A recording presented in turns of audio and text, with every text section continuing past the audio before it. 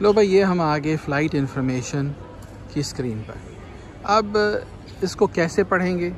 پہلے تو آپ دیکھیے کہ یہاں لوکل ٹائم کیا ہے، تاریخ کیا ہے، ٹائم کیا ہے. سب سے اوپر کونے میں دیکھیے یہ آ گیا جی، لکھا آ گیا کتنے بجے. ابھی تاریخ آ گئی تو 1804 یعنی کہ 6:04 ہو گئے.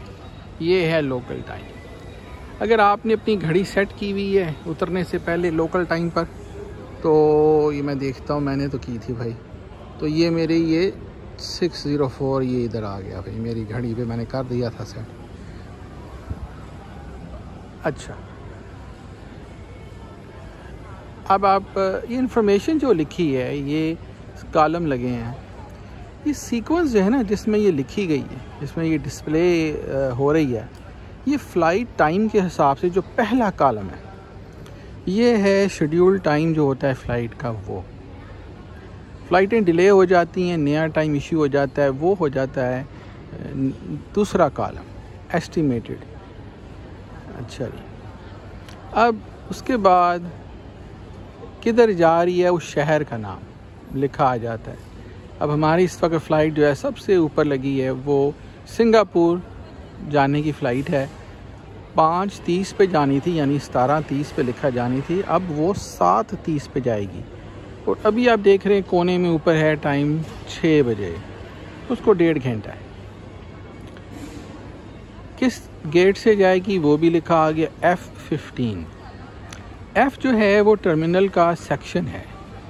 اب میں ادھر ادھر نظر ماروں گا، میں دیکھوں گا کہ میں اس وقت F ٹرمینل کے سیکشن پہ کھڑا ہوں. یہ دیکھیں، یہ ادھر جو گیٹ لگے ہیں وہ F لگے ہیں، یہ سارے F گیٹ ہیں. ٹھیک ہے، تو F سے جانے والوں کی تو آسانی ہے اگر وہ یہاں آ چکے. اگر وہ نہیں آ چکے، لیٹس سپوز اب یہ دوسری فلائٹ جو جا رہی ہے یہ D سے جا رہی ہے، وہ D1 پہ جا رہی ہے، روم جانے والی فلائٹ ہے. اس کا شیڈیول ٹائم تھا 5:55 17:55. ابھی یہ 18:55 پہ جا رہی ہے، یعنی 6:55 پہ. یعنی فلائٹ جانے میں اب دیکھیے، ابھی اگر 6 اوپر کونے میں ٹائم دیکھیں 18:06 ہوئے ہیں، اور روم والی فلائٹ 18:55 پہ جا رہی ہے. D1 سے وہ لکھا آ گیا گو ٹو گیٹ. پھر آپ نے گیٹ پر جانا ہے، وہ تلاش کرنا ہے کہ وہ D والا سیکشن کدھر ہے.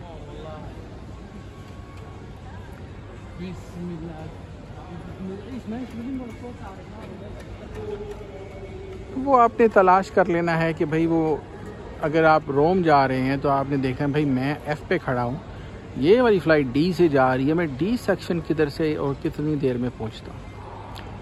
اسٹیٹس فلائٹ کا گو ٹو گیٹ. اب اس کے بعد دیکھیے یہ تیسرے چوتھے نمبر پہ یا اس کے بعد جو فلائٹیں لکھی ہیں ان کے اسٹیٹس فرق ہیں. کس میں لکھا ہے گیٹ کلوزڈ، یعنی فلائٹ بند ہو گئی.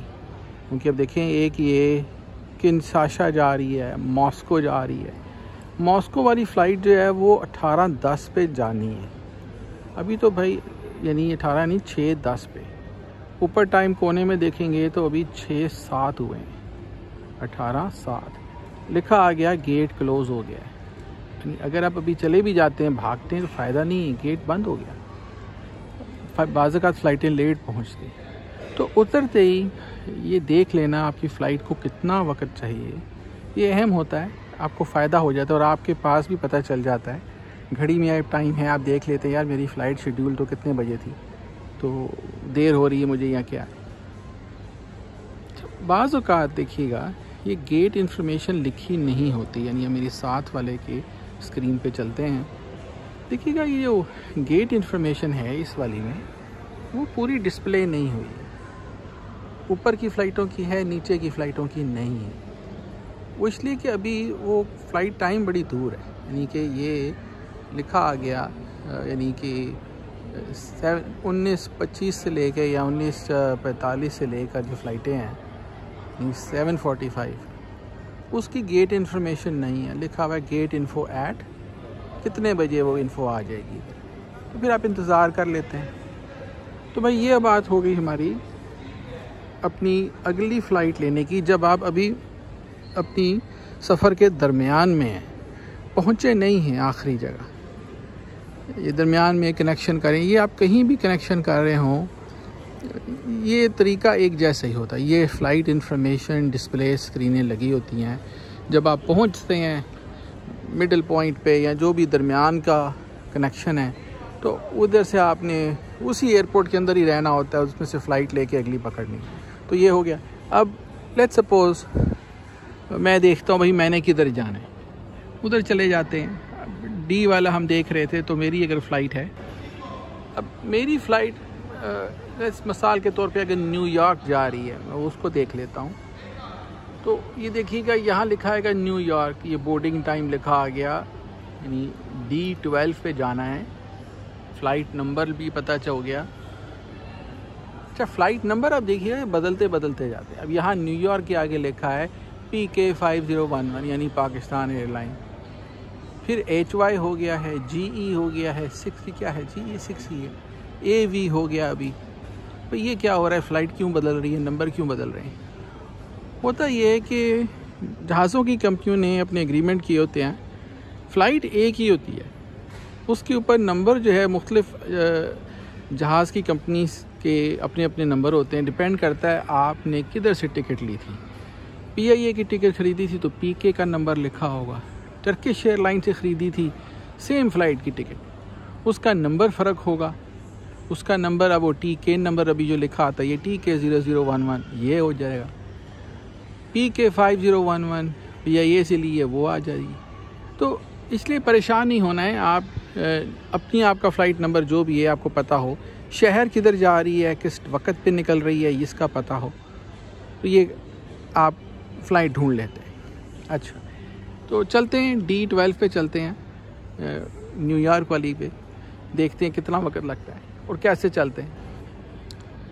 اب یہاں سے ہٹے تو پتہ چل گیا بھائی میں تو F پہ کھڑا ہوں نا, میں نے D پہ کیسے جانا ہے. تو اب دیکھیے گا, نظر ماریے گا کہ یہاں پہ یہ بلو کلر کے سائن میں یہاں انہوں نے لکھا ہے بھائی یہ ABCD. یہ دیکھیے گا